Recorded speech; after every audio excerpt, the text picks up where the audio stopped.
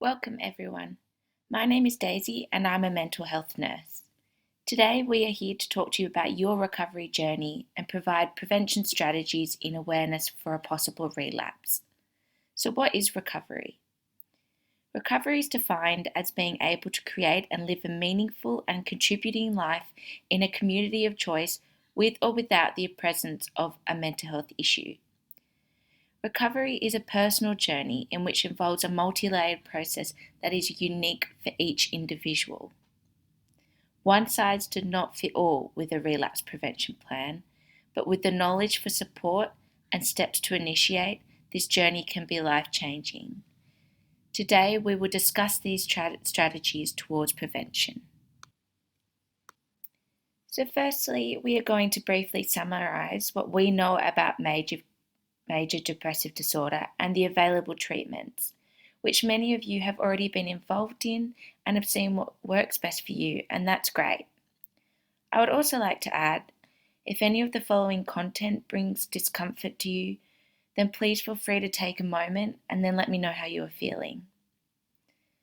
So based on the Diagnostic and Statistical Criteria 5th edition, to make a diagnosis of depression, the individual must experience 5 or greater than symptoms during a 2-week period.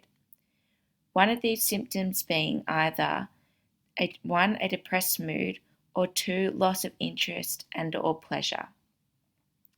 So some causes that we know include genetic factors, biochemical factors, stress, temperament, and alcohol and drug use.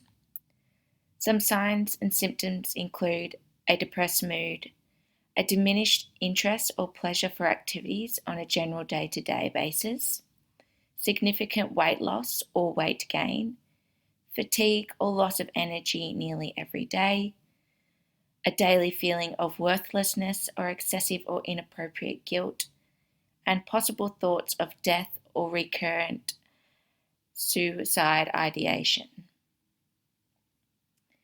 And the main treatments include, which I'm sure many of you have already been involved in, include psychological therapy, including cognitive behavioural therapy, so CBT, and acceptance and commitment therapy, ACT, pharmacotherapy, and psychosocial interventions, which include counselling, therapy groups, and psychologists, etc.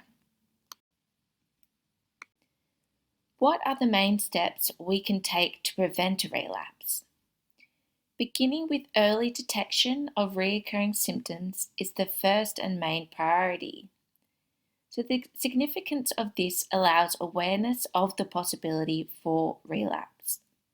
By being aware of our emotions, feelings, and thoughts, we become in control of them, and therefore we can change the outcomes that these may have as an effect on us. And this is defined as emotion regulation. It is also important to understand the difference in our feelings that may be familiar with symptoms of MDD, but are also regular emotions of life. For example, feeling stressed about an upcoming work meeting. What the difference here is to acknowledge that this is one feeling present because of the meeting and therefore will only be temporary. It's also important to not panic in assumption of a relapse, but to know the difference. So, I'm experiencing this feeling because of this situation, in comparison to, say, having many negative feelings that are uncontrolled and with unidentifiable reason. When we can identify the early stages that fit with those escalations of familiar MDD symptoms, we can take control and act upon by again using our preferred learned techniques to then manage these and prevent further worsening. And this is something that you've all already done before, hence how you are here today on your recovery journey.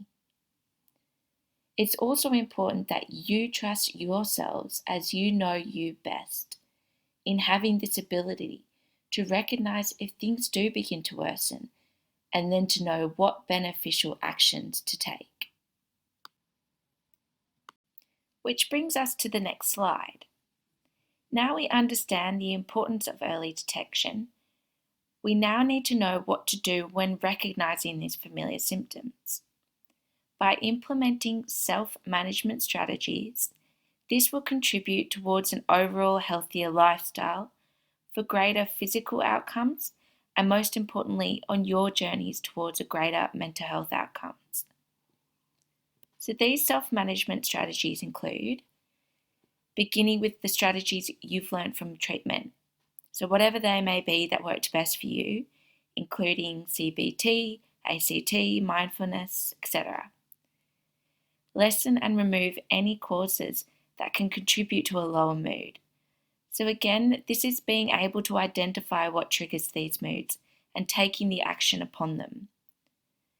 By practicing effective sleep hygiene, implementing regular exercise, establishing a healthy diet, establishing manageable and satisfying routines. So whether that be daily structure, from morning to evening, or weekly routines. So for example, you may add in 2 self-care routines per week, and this may be going for a massage or a facial, or watching a game of your favourite sports team. And finally, by improving social and family interaction. It's always important for any individual undertaking some sort of recovery to remember that one is not alone through this process.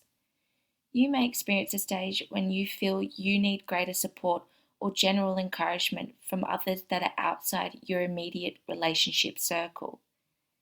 So whether it be for professional help or for meeting others to share similar experiences with, support services can provide you with greater information and emotional support throughout your recovery process, and these are effective tools within a prevention plan.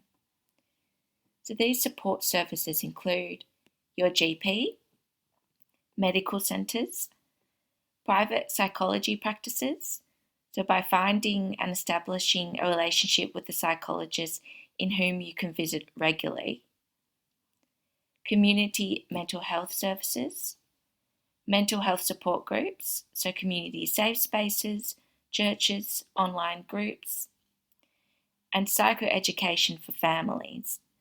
So this service allows your families to learn and understand more about what you are experiencing.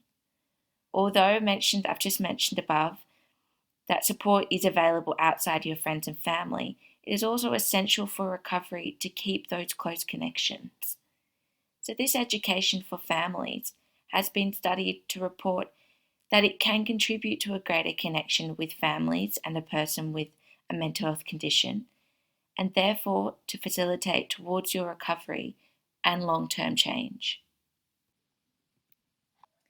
The Australian Bureau of Statistics reports that in 2014 to 2015, there were 3.6 million Australians, so that's 15.8%, reported living with a long-term mental health condition. Therefore, it's been essential for our country to be provided with multiple resources available for help at just a click of a button. Most of these organisations listed offer 24-hour call helplines in which provide trained individuals to assist in helping those who may be finding themselves in an emotional crisis.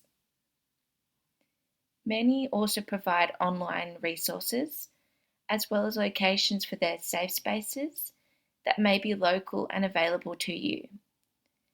These spaces offer a variety of professional services in assistance to whatever situation an individual may find themselves needing.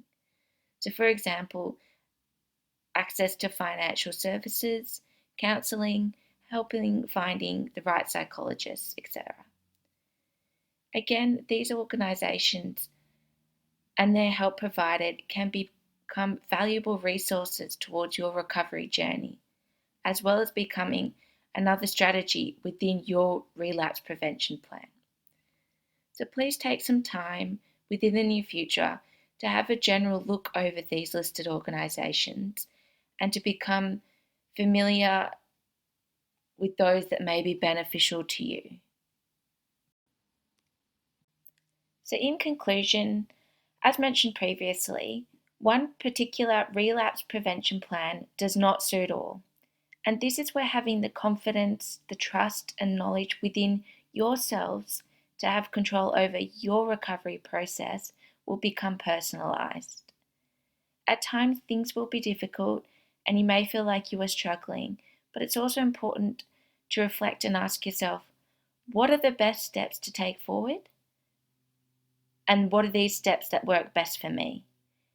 And to remember, help is always available. Thanks, guys. If anyone has any questions, please feel free to come and ask. I'll be hanging around. Thanks.